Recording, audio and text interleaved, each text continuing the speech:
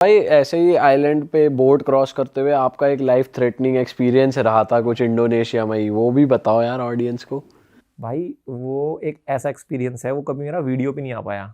आज भी वो वीडियो मेरे पास पड़ी हुई है कि शायद दोबारा उस आइलैंड में जाऊंगा तो उसको आधा पार्ट करूंगा। है ना। हमने कोशिश की थी बनाए। तो क्या था कि मेरे को 2023 में जब हम बना रहे थे तो हम ये देख रहे थे कि यार हमारा जो कंटेंट है वो किस तरफ जाएगा। देखो मैं प्योरली बताऊं, मैं ट्रैवलर भी हूं बट मैं एक साथ में कंटेंट क्रिएटर भी हूं। मैं तो ये नहीं बोल सकता कि मैं पूरा एक लव वो है। तो मैं सोचता हूँ कि यार ऑडियंस जो देखे उसको वैल्यू मिले। तो उस टाइम हम ये देख रहे थे यार किस तरह का कंटेंट लोग पसंद करेंगे। तो हमने एक टॉपिक डिसाइड किया था कि 24 घंटे एक सुनसान आइलैंड पे, बट वो सुनसान आइलैंड वाकई में सुनसान होना चाहिए। ऐसे नहीं किसी भी आइलैंड पे चले गए झोड़ वोड़ में और आइलैंड बता दिया। तो वो हम ढूंढ रहे थे, यहाँ पर हमें मिला नहीं। तो मैं इंडोनेशिया में था, वो जो ताना तोराजा गाँव है जिसमें डेड बॉडीज रखते हैं, उस पर उसकी वीडियोज़ बनाने जा रहा था। तो हम मकासार में रुकते हैं। मकासार से रात को बस जाती है ताना तोराजा के लिए। तो रात में जब रुके हुए थे तो मेरी क्या आदत है, मैं गूगल मैप पे चीज़ें देखते रहता हूँ, आसपास कुछ यूनिक मार्केट मिल जाए, कुछ भी मिल जाए। तो वहाँ पर मुझे शहर से थोड़ा दूर आइलैंड दिख रहे थे, वो छोटे छोटे समुद्र के ऊपर। तो रैंडमली आपने सेलेक्ट कर लिया? हाँ, मतलब मैं बस शहर देख रहा था, फिर मैंने देखा ऐसे छोटे छोटे से आइलैंड है, क्योंकि इंडोनेशिया में टोटल 17,000 आइलैंड है। इंडोनेशिया पूरा आइलैंड की वो है। तो मुझे लगा यार ये तो ठीक है, मकासार भी है, ऐसा टूरिस्टिक प्लेस भी नहीं है, तो यहाँ पर जाके बनाएंगे तो सही रहेगा। अब मैंने जैसे एक आइलैंड चूज़ किया, गूगल मैप पे देखा, उसकी छोटी सी वो आ रही थी फोटो, एक की टावर लगा हुआ है उस पर। यार ये परफेक्ट स्पॉट है, बट अब इस पर जाए कैसे जाए। तो मैंने पता किया कि यहाँ पे एक जेटी है, उस पर जाते हैं, उससे बात करते हैं। तो मुझे लगा था बहुत आसान होगा यार, बोलेंगे ले जाएगा। मैं वहाँ पे गया तो मैंने कई लोगों से बात की, यार मुझे इस आइलैंड पे जाना है, इस पे जाना है। वो सब मना करने लगे, कह रहे कि वो सामने आइलैंड देख रहे हो वो है आइलैंड, इस पे एक्टिविटीज़ होती हैं, बार हैं। मैंने यार एक्टिविटीज़ नहीं करनी है हमें खुद सर्वाइव करना है किसी आइलैंड, एकांत आइलैंड से तो नहीं मान रहे थे। तो हम एक जगह ना रिक्शे से कहीं जा रहे थे, तो उस रिक्शे वाले ने मेरे से बोला कि आप कल क्या कर रहे हो। मैं कुछ नहीं, कह रहा मेरे पास बोट भी है। तो मैंने बोला बोट है तो एक काम कर, मुझे इस आइलैंड पे जाना है। तो वो वाली बात है ना, जो तलाश रहा होता है वो ज़्यादा करेगा, जिसके पेट भरे हुए वो तो नहीं करेगा। तो कह रहा कहाँ जाना है। मैंने उसको बताया ये आइलैंड पे जाना है और हम ऐसी ऐसी वीडियो बनाना चाहते हैं। तो उसने मुझसे बोला कि भाई देखो मैं ले तो जाऊँगा, एक तो तुम्हें पुलिस को नहीं बताना, अगर पुलिस को पता चलेगा तो मैं फंसूंगा क्योंकि यहाँ पर नहीं जा सकते। दूसरी बात कि अगर मैं बोलूँ चलना है तो चलोगे, अगर निकलना है वहां से वापस, ज्यादा चूचा नहीं अपनी, ज्यादा ये नहीं कि कभी तुम वहां जाके फंसा दो और मतलब फंस गए हमें, तो मेरे लिए दिक्कत हो जाएगी। तो मैंने बोला ठीक है यार, कंडीशन देख लेते हैं, जाके बनाना तो शुरू करते हैं, सुबह निकलते हैं। सुबह तो हमारा प्लान था कि 7-8 बजे तक निकल जाएंगे हम निकल गए। और वाकई में भाई वो मैप पे दिख रहा था, बट मैप से ऐसा लग रहा था कि पास है, बट वो बहुत दूर था। और बोट थी वो मच्छी बोट नहीं होती, बहुत पतली सी एकदम से, ज़्यादा उसके लिए बनी नहीं थी। ठीक है भाई, हम पहुंच गए। जाने में हमें कोई दिक्कत नहीं हुई, 1-1.5 घंटा था। 1.5 घंटा तो आप समझ सकते हो। और वो बहुत 2 इंजन वाली बोट नहीं होती, स्पीड बोट जो होती है, मच्छी बोट तो बहुत तेज भागती हैं। तो काफ़ी अच्छा खासा दूर था वो, पर जाते हुए तो हमें मज़ा आ रहा था, एकदम समुद्र बढ़िया, व्यू वगैरह बढ़िया, मस्त चूज़ किया हमने एकदम स्पॉट। हम उस आइलैंड पे पहुंचते तो वहाँ पर एक टावर थी। तो टावर उन्होंने कभी वॉच के लिए बनाई थी, बट उन्होंने कोशिश की थी यहाँ पर एक फैमिली को भी रख दें। बट दिक्कत वहाँ पे ये हुई कि जब तूफान वगैरह आता है, पानी बढ़ता है, तो वो आइलैंड ढक जाता है। तो इसलिए वहाँ पर सेटलमेंट पॉसिबल नहीं हो पाई, क्योंकि ज़्यादा ऊपर नहीं है वो समुंदर से। ठीक है भाई, हमने सोचा समझा, और हमारे पास ज़्यादा परफेक्ट स्क्रिप्ट भी नहीं थी, क्योंकि हमें पता नहीं था ये आइलैंड हमें यहाँ मिल जाएगा। भाई हमें तो ये था कि रो बिताते हैं, तो हम कुछ थोड़ा बहुत सामान ले गए थे वहाँ पे कि ये सामान होगा, इससे खाएंगे, सर्वाइव करेंगे, और थोड़ा बहुत हट वगैरह बनाएंगे, ऐसा कुछ प्लानिंग था। तो हम पूरा दिन शूट कर रहे थे। तकरीबन 9-10 बजे पहुँचे होंगे हम, और ये होगी 4-5 बजे की बात। एक मछुआरा आया वहाँ पर, उसने अपनी बोट लगा दी। तो हमने कहा यार ये तो मतलब हम शूट कर रहे थे कि हम अकेले हैं, ये भी आ गया।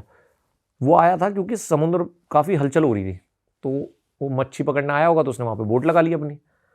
अब इतने में आधा घंटा और हुआ होगा, हमारा जो बोट वाला था वो भाई भाग के आया मेरी तरफ और कहता कि निकलो चलो। मैंने बोला यार अभी तुम वीडियो बना रहे हैं। तो उसने वही बोला कि मैंने तुमसे बोला था जब बोलूँगा चलना है तो चलना पड़ेगा, क्योंकि अब तूफान आ रहा है और हमारा बहुत दूर है, हम फंस जाएंगे, और अगर हमें यहाँ से निकालना पड़ा किसी को तो मेरी खबर चली जाएगी कि मैं यहाँ पे टूरिस्टों को लेके आया हूँ। अब हमने भी समझा, हम चल दिए। तो जब मैं जा रहा था तो जो मछुआरा आया था ना, उसने आके मुझे पकड़ लिया बाजू से और अपनी भाषा में कुछ बोल रहा था, इंडोनेशियन में ये वो। तो उसके इशारों से समझ में आ गया, वो बोल रहा था कि भाई अभी तूफान आ रखा है, अभी मत जा तू। तो अब मैं अपने कैप्टन की तरफ देखूं, हम उसे कैप्टन बोल रहे थे जो हमारा वो था मछुआरा, तो कैप्टन तो कहता नहीं नहीं छोड़ो, तो अपनी भाषा में उसको बोलने लगा। हम जा रहे थे तो बुढ़े से थे वो अंकल जो थे मछुआरे, वो अपनी भाषा में बोले ही बोले जा रहा था भाई, पीछे से जैसे बोलते हैं ये मत जाओ ऐसे करके। अब मैंने उसको बोला कि भाई देख ले क्या करना है, कह रहा नहीं नहीं तुम चलो। भाई हम बोट पे चढ़ने वाले थे, बोट चढ़ने से पहले ना उसके जो वो होता है जो रस्सी सी बांध के रखता है वो छूट गई। अब वो तैर के भाग के उसने तो बोट कंट्रोल कर ली, क्योंकि तो मछुआरे हो तो उनको तो समुद्र कुछ लगता ही नहीं भाई। और हमसे कह रहा कूदो कूदो कूदो, और हमारे पास भाई कैमरे भी फोन भी, और मतलब हम उस मेंटली उसके लिए प्रिपेयर नहीं थे कि समुद्र में कूदना पड़ेगा और लहरें ऐसी। समहाउ हम चढ़ गए। और दिक्कत ये हुई थी, इस ट्रिप पे जाने से पहले मेरा एक दिन पहले हाथ टूटा था, ये वाली उंगली टूट के अंदर घुस गई थी इसका नकल बॉक्सिंग क्लास में। और या तो मेरे पास दो ही ऑप्शन थे, या तो मैं ट्रिप छोड़ दूं, तो मैंने कहा प्लास्टर वास्टर लगाओ चलते हैं भाई। तो आज शायद लोगों को पता भी नहीं होगा, हजारों लाखों मैसेज इसी बात कहते हैं कि भाई तेरा हाथ क्या हुआ, किसने पीट दिया, कभी इंडोनेशिया में तुम्हें पिटा। तो ये था कि भाई मेरी बॉक्सिंग क्लास में हाथ टूटा था, और एक दिन पहले था, फ्लाइट वगैरह हो गई थी, और वो था कि सनक हमने कर ली थी कि कंटेंट बनाना है या ऐसे ट्रैवल करना है, तो वो ड्रॉप नहीं किया मैंने, चलते हैं। तो अब दिक्कत ये है कि ऐसी सिनेरियो में तो आपको दोनों हाथों की जरूरत पड़ेगी। कि भाई बोट पड़ेगी भाई, जब इतनी लहरें आ रही हैं, तूफान आ रहा है। और 2 दिन पहले टूटा है, तो इतना भी नहीं कि प्लास्टर को भी टाइम हो गया है। तो मैंने कहा भाई ठीक है देखते हैं। मैं आगे बैठा था, मेरे साथ में एक दोस्त बैठी थी, हम दोनों बैठे हैं। हमने भाई वो जिस पे ऐसा ना फट्टे से लगे होते हैं, 2 बंदे थे हम जो शूट कर रहे थे, और एक वो अपना कैप्टन साहब। तो कैप्टन साहब तो इंजन के ऊपर बैठ गए भाई, इंजन दबा रहे हैं। और वो बोट क्या होती है भाई, बहुत छोटी बोट है। शिप में भी क्या होता है कि जैसे रफ सी होता है ना, तो आपको लहरों के ऊपर चलानी है बोट, अगर कभी बचना है। कभी लहरें साइड में नहीं रखनी, ताकि वही चांस है आपका इकलौता, क्योंकि लहरों को ऊपर जाओगे तो बच जाओगे। लहरें अगर एक भी साइड में आई तो गए आप। तो भाई वो फुल स्पीड पे भगा रहा है। अब होता क्या है, बड़ी बोट को तो पता नहीं चलता, जो छोटी बोट है मच्छी बोट, वो तो कूदती है ना, लहरें थोड़ थोड़ थोड़ भाई। वो जैसे जैसे गिरे पानी हमारे ऊपर, भाई मैंने तो ऐसे पकड़ा हुआ है, उसने मेरे हाथ को इतना टाइट पकड़ा हुआ है, अब मैं बोल भी नहीं रहा कि मेरी नसें ही दब गई। क्योंकि वो भी क्या पकड़ेगी, और ये हाथ से मैं कुछ कर नहीं सकता। तो मैं कह रहा हूँ कैप्टन कैप्टन कैप्टन, तो भाई एकदम खुद के फेस से पता चल जाता है कि कैप्टन की खुद फट चुकी है भाई, कि फंस गए हैं। और कैमरे वैमरे भी गीले हो चुके होंगे जो। भाई वो तो हम देख ही नहीं रहे थे कि अब तो पहले खुद बचा लें, क्या होगा। हमने बैग वैग ऐसे बांध लिया पूरा। अब इतनी जल्दबाजी में थे कि हमने लाइफ जैकेट भी नहीं पहनी, ठीक है। और जब आए थे तब भी नहीं पहनी थी हमने। तो हमने सही बताऊं उससे पूछा भी नहीं था कि तेरे लाइफ जैकेट है भी कि नहीं है, क्योंकि सेफ ही लग रहा था। जब तक कुछ नहीं होता, जब तक नहीं पता चलता है। तो मैं उसको बोलता कैप्टन लाइफ जैकेट, तो बोलता आ गया भाई, आगे से निकाल लो। अब साला इतनी धाम में निकाले, तो निकाले कैसे। तो 5-10 मिनट तो हमने कर उका के भाई पैर से खींच ली वो कैची। जैसे हम लाइफ जैकेट लेके आए, लाइफ जैकेट में बटन ही नहीं। जो बटन होते हैं उसमें 2 तनी सी थी वो, और मतलब बुरी हालत में थी वो। नाड़ा बांध लिया, नाड़ा बांध लो भाई। तो हमने कैसे कैसे करके उसको समाऊ कर लिया भाई। अब दिक्कत ये हो रही है कि जैसे मैं मर्चेंट नेवी में रहा हूँ, मैंने शिप्स में ये देखा है कि इसमें ना रफ सी देखा जाता है कैसा है। तो वाइट हॉर्सेस से पहचानते हैं कि रफ सी कितना है। वाइट हॉर्सेस मतलब होता है कि ऐसी लहरें होती हैं जब वाइट दिखने लगता है ना, जब लहरें ऐसे फोल्ड होती है तो उसको कहते हैं वाइट हॉर्सेस दिख रहे हैं, रफ सी है। और मुझे तो वहाँ चारों तरफ वाइट हॉर्सेस दिख रहे हैं। तो मैं बोल रहा हूँ बराबर में, अरे कुछ नहीं है, तो नॉर्मल है यार, मुझे पता है, मैं नेवी में रहा हूँ, मुझे पता है यार, डर मत। पर मेरी खुद अंदर बढ़ रही है कि भाई गिरा तो तेरा तो एक हाथ तो काम नहीं कर रहा, और तैरना आता भी नहीं, ठीक है। तो मैंने ऐसे पकड़ा हुआ भाई, पूरा पानी आ रहा है। अब दिमाग में हमारी दिक्कत ये हो रही है कि जो वो लहर लग रही थी ना भाई, तो हम बार बार ना पीछे की तरफ हो जा रहे थे, इसलिए हमने इतना टाइट पकड़ा हुआ था। अब वो पानी पीछे से भी जा रहा था, और कैप्टन तो बैठे थे भाई इंजन के ऊपर, फुल दबा रहे हैं। तो हमें डर था कि एक लहर आएगी, कैप्टन और को ही ले कैप्टन जाएगी। जाएगा। और जहाँ कैप्टन गया वहां टीम कहाँ टिकेगी। तो हम तो कहीं टिकेंगे। तो हमें अपने से ज्यादा कैप्टन की फिक्र थी। और कैप्टन मैं बार बार बस ये मान लो, मुझे भी नहीं पता मैंने कितनी बार कैप्टन बोला होगा, क्योंकि मेरे पे लहर टकराए, मैं एकदम बोलूं कैप्टन। कैप्टन तो बचे भाई। तो कैप्टन कहा ठीक है प्रेजेंट सर। हाँ, मैं वो मतलब अपनी दे रहा था कि सही है सब। हमने एक आइलैंड देखा, तो मैंने बोला भाई वहां लेके चल, गो दे यार। वो कह रहा नहीं वहां नहीं जा सकते, वहां पर और लहरें तेज हैं। तो ये ना भाई हमारे साथ 1-1.5 घंटे रहा है।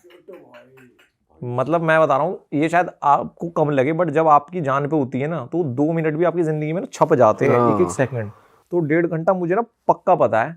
एक मोमेंट ऐसा आया था जब बहुत उस आइलैंड के बराबर से निकल रहे थे ना, तो वो आइलैंड के बराबर से लहरें और तेज हो जाती हैं क्योंकि वो टकराती हैं तो वो बहुत ज़्यादा हो जाता है।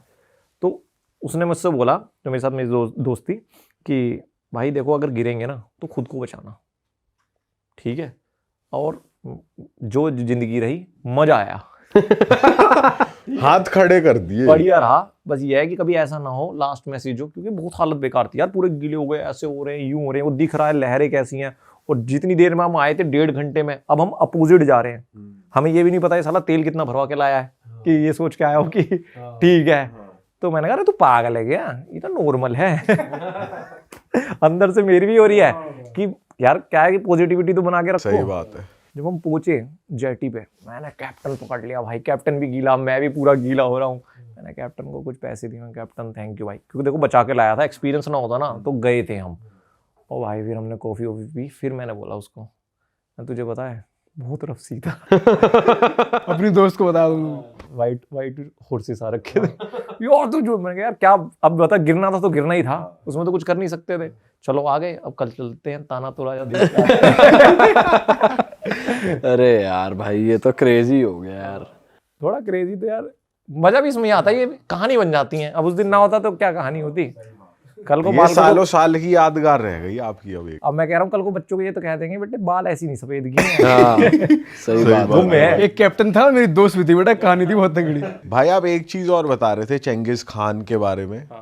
तो आपने कुछ रिसर्च करी कि भाई क्या रियलिटी है उनकी भी, तो थोड़ा बताओ। मंगोलिया का, हाँ तो भाई देखो मंगोलिया का ऐसा है कि एक तो मंगोलिया जाने के लिए आपके पास सिर्फ 2 ही रास्ते हैं, एक तो चाइना से जा सकते हो और एक रशिया से जा सकते हो। डायरेक्ट फ्लाइट वहाँ की बहुत ही कम है, इंडिया से तो मैंने नहीं देखी भाई।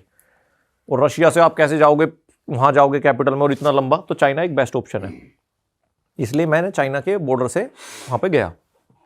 अब मंगोलिया जाने का रीज़न एक तो ये था कि भाई मंगोलिया एक तो बहुत ठंडा देश है, उसके जो पूरा इंफ्रा बोलो या एटमॉस्फेयर हो बिल्कुल अलग है। वर्ल्ड्स कोल्डेस्ट कैपिटल है वो, वहाँ की राजधानी, उससे ज़्यादा कोल्डेस्ट कैपिटल कहीं भी नहीं है। जैसे आप कुछ तो शहर है कितना कैपिटल, कितना -40। अच्छा ठीक है, अक्टूबर में था भाई -8 -9, तो ठीक है, सोचो बाहर निकल रहे हैं आराम से नॉर्मल। उनके लिए -8 ऐसा था जैसे हमारे गर्मी हो रही है।